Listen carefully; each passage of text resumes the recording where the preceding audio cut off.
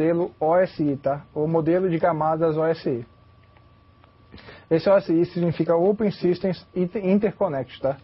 Seria uma interconexão entre sistemas. Um modelo padrão de conexão entre sistemas. É um modelo baseado em camadas, tá? E são 7 camadas, que vão desde a camada de aplicação, tá? A camada de software, que é onde vocês vão trabalhar com o navegador de internet, até a camada mais bruta, a camada física, a camada 1, que é a camada de dados. Aqui, nesse slide, vocês têm uma referência do que é cada camada e onde cada dispositivo de rede de vocês vai trabalhar, tá? Na camada de aplicação, na camada 7, vocês estão vendo aqui, é aqui onde vai estar o programa de vocês, o navegador de internet, o tocador de mídia, tá? Aí temos a camada 6, a camada de prestação, que é onde vai acontecer a tradução da informação da linguagem humana, do que vocês conhecem, tá? Pode ser um link ou alguma áudio que vocês estejam ouvindo, para linguagem de máquina, tá? Para código binário, para código hexadecimal, dependendo da informação de vocês. Em seguida, nós temos a camada de sessão. Pode voltar, só para eles acompanharem. Temos a camada de sessão, que é a comunicação entre o aplicativo e a marcação de pacotes, tá? Que é onde cada pacote vai ser identificado. Temos o transporte TCP, a camada de transporte, aliás, tá? Que no caso é a parte TCP do protocolo TCP/IP, que é aquele pacote que vocês viram no vídeo. Aqui que vai ser depositadas as informações para ser trafegada na rede. Em seguida nós temos a camada de rede, que é onde temos o endereçamento de pacotes, a conversão de IPs em endereços MAC, tá? Endereços físicos de placa de rede.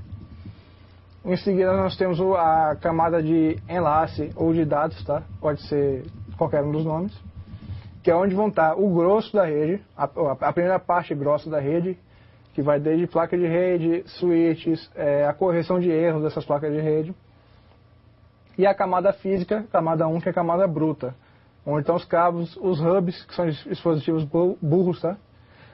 Tensões de rede, no caso as voltagens de rede também estão associadas a essa camada 1. Tudo isso vocês vão ter que ter em mente para poder trabalhar com essa questão de switches, de ativos em rede em geral, tá?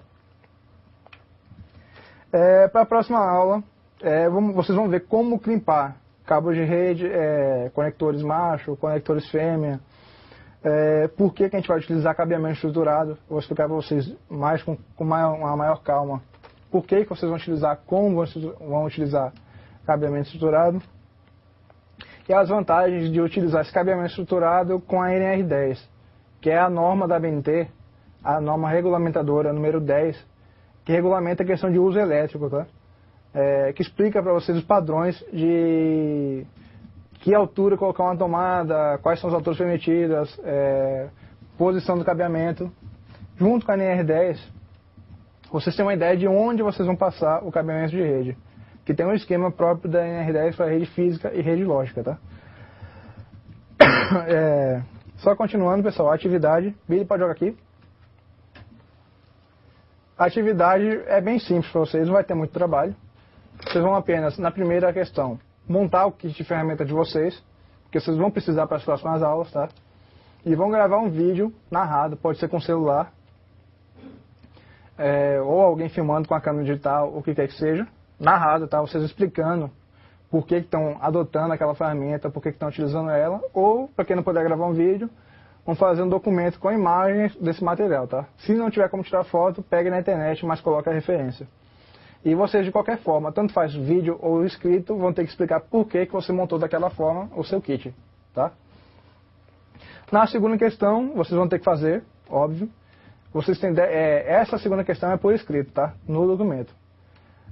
Vocês vão ter 10 computadores para ser ligados em rede. Eu vou querer saber de vocês se vocês podem ligar ele diretamente ou falta alguma coisa para ligar esses computadores e por quê, ok? Observações dessa atividade, o vídeo vai ter que ser postado no YouTube ou algum outro site de vídeo, contanto que vocês passem um link junto com a resposta da segunda questão, ok? Temos uma pergunta aqui, professor, do aluno Eduardo Paulo Carpina. Ele pergunta se pode fazer em texto.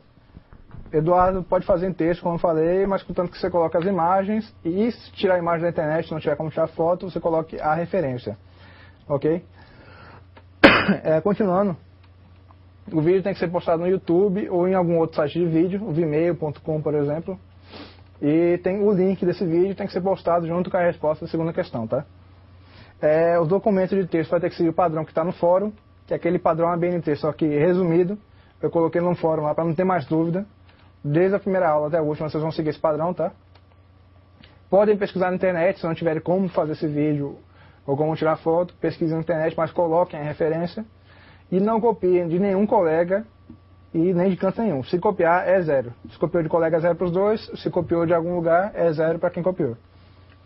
O prazo da atividade é para ela ser postada no AVA até o dia 30 de setembro, ou seja, a próxima quinta-feira, até às 12 horas, até o meio-dia. Antes de acabar a aula, pessoal, eu vou só passar um videozinho, tá? Que complementa esse vídeo que vocês viram. Ele já é mais atual um pouquinho, porque aquele vídeo era um pouquinho pré-histórico, eu concordo. Aí, esse vídeo vai complementar o que vocês viram, baseado, tá? Naquilo, só que um pouquinho mais avançado para conexões novas. É isso, pessoal. Boa noite. Boa noite, Tati. Pera aí, pessoal. Pequeno probleminha técnico aqui. Então, Billy, passa o vídeo aí.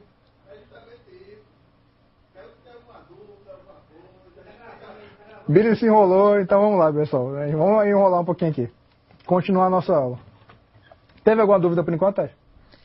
Não, professor, até o momento estamos sem dúvidas.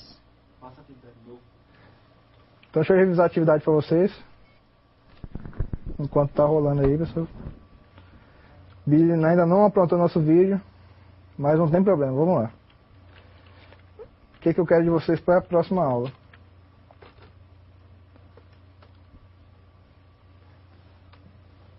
O que vocês vão precisar para a próxima aula? Montar o kit de ferramentas de vocês, ok? Gravar um vídeo narrado, tá? Você tem que ser narrado. Ou fazer um documento com as fotos explicando por que vocês adotaram aquelas ferramentas, para que vocês estão pretendendo utilizar elas. E vão ter que responder a segunda questão sobre vocês terem 10 computadores para ser ligados em rede e se vocês podem ligar eles diretamente, ou seja, um cabo ligado diretamente no outro, ou falta para a gente alguma coisa para montar essa rede, tá? E por que está faltando isso? Ou por que não falta, dependendo da situação. Se alguém tiver alguma dúvida, pode falar agora para a Tati, que a gente está aguardando. Se vocês tiverem dúvidas sobre as ferramentas que vocês vão utilizar, sobre a questão de TCP/IP, tudo isso a gente está aguardando aqui. Dúvidas sobre a atividade, pode falar também.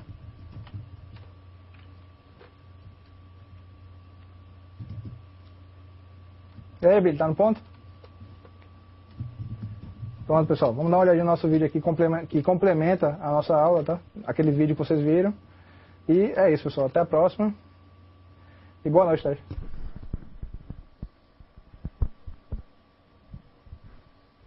Essencial da vida moderna.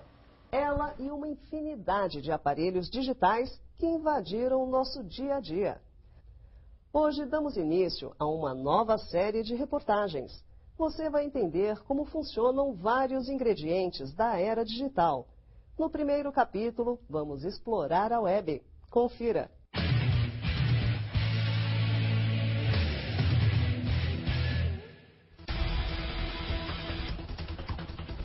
Você que fica aí todo tranquilão, navegando pela web, mandando e-mails, acessando redes sociais, consultando sites de buscas, você já parou para pensar como de fato funciona a grande rede? Dá para imaginar como os mais de 5 trilhões de megabytes contendo dados virtuais circulam pelo mundo inteiro? Quando você acessa a internet, a primeira coisa que você ganha é um número de identificação, o chamado IP. É o seu RG no mundo virtual. Agora, como a informação é transmitida de um canto para o outro? Bom, para isso há milhares, milhões de cabos de fibra ótica espalhados pelo mundo. Há cabos instalados até embaixo dos oceanos ligando um continente ao outro. Antes de chegar ao seu computador, a informação passa por diversos pontos. Literalmente dá a volta ao mundo em alguns casos, dependendo de onde o servidor com as informações está localizado. Nesse caminho, elas são picotadas em diversas partes. E no fim do percurso, o seu computador se encarrega de reunir todos os pedaços para formar o conteúdo que você vê aí no seu monitor. Existem dados que é melhor você perder e existem dados que não podem ser perdidos. Vou dar um exemplo. Quando você está usando VoIP, por exemplo, telefonia sobre a rede IP, não adianta você querer recuperar tudo que você falou, porque é melhor você perder um pedacinho do que atrasar a conversa, que você vai acabar ficando não inteligível. Então, quando você está passando um vídeo, por exemplo, é melhor perder um pedacinho e ver um borrão na tela.